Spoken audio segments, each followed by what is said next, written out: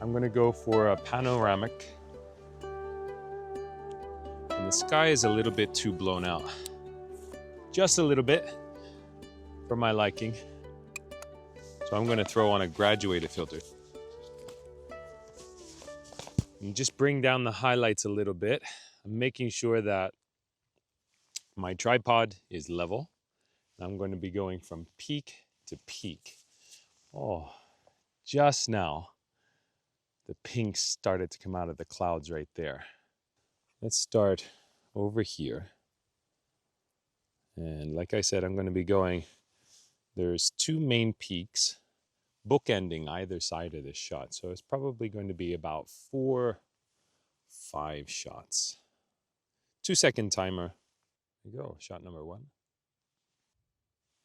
2. Also included in this shot is the Taoshibetsu bashi, or bridge. And that's one of the main features that I was coming to photograph today, the Taoshibetsu bridge. Let's see if I punch in on it here. This is an old railway bridge, long abandoned and quite photogenic, especially in the wintertime. I don't shoot a lot of panos, so this is maybe my third or fourth pano. Oh, the light's even hitting the clouds even more. So let's go for another shot. Now, what I'm going to do, because I'm shooting this multiple times, I don't want to mix up the images. So what I'm going to do, I'm going to 2-second time this, but I'm going to put my hand in the front. So when I'm going through to edit them, I know where to splice this shot from the other shots. So you can see in the background there. Let's darken you up a bit, shall we?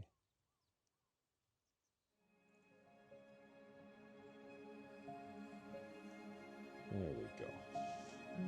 See, the clouds in the background there are starting to get some lovely color.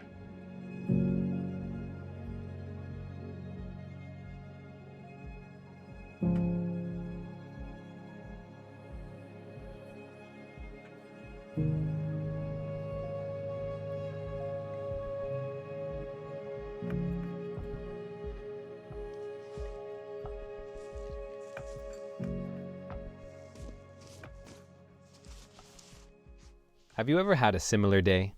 You're out exploring, photographing a new location. You have nice conditions and the landscape is beautiful and dynamic. You even have new gear to try out. Your first shot goes well, and then nothing seems to work. Each new setup produces yet another mediocre image. I seem to be missing the easy layups over and over again.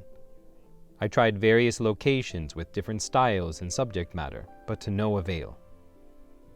After an entire morning of shooting, the pano was the only image I was content with. I was prepared to do an entire episode themed around this struggle.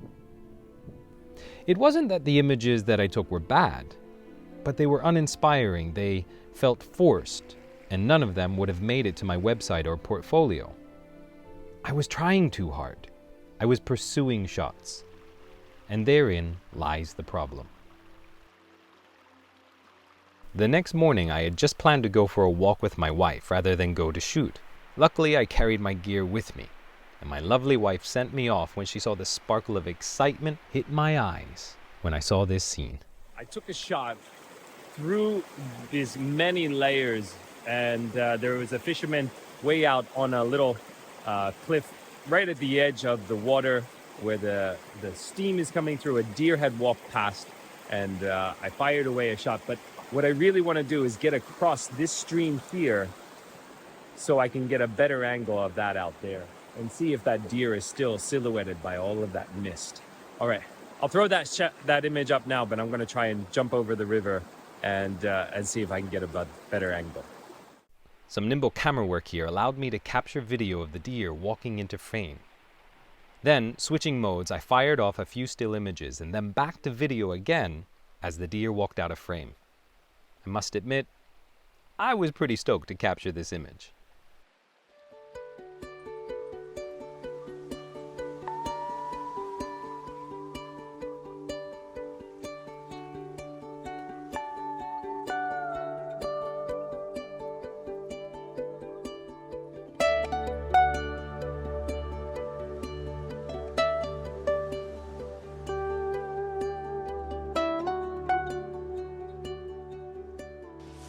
So I made it to the other side of the river, and rather than going down to the lakeside yet, I spotted this this stand right there of birch trees being highlighted, backlit by the sun. And so I threw down my tripod, quickly took a shot. I took two different shots, two different compositions. One is a 1:1 aspect ratio, one is a 16:9, to capture the light that had just hit the ridge line right there. The light also hit that ridge line, so just over in the corner, about 16:9, I captured that light as well. So I'm going to throw those up now, and I'm going to keep walking. Before I lose the mist, I'm going to run down to the lakeside and see if I can capture another shot or two.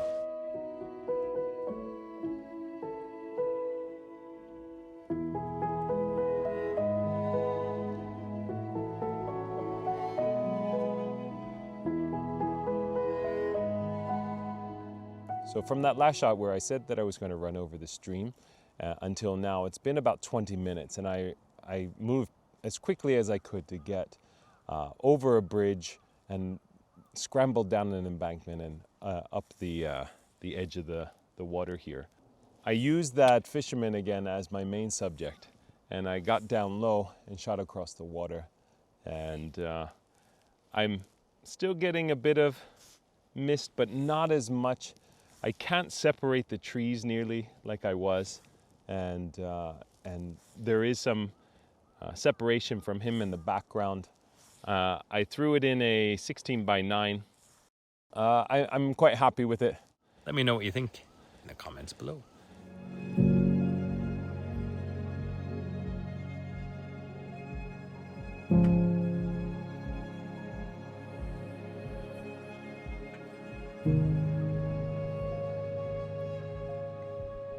My new tripod has been serving me well, and I got a new tripod head.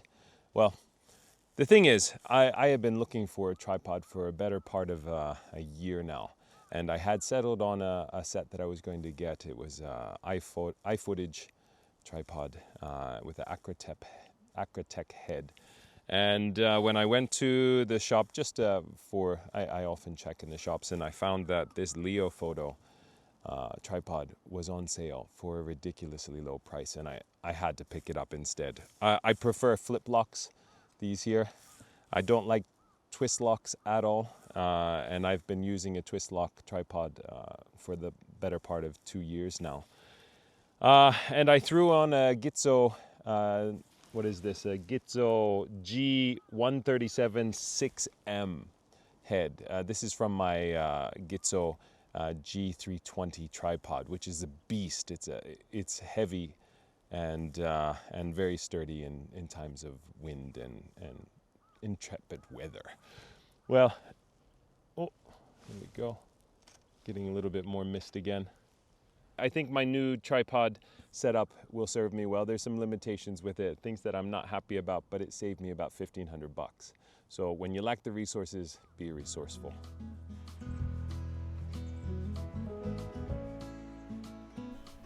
To improve your photography, find ways to stay open. Reduce unneeded pressure on yourself to connect with the landscape.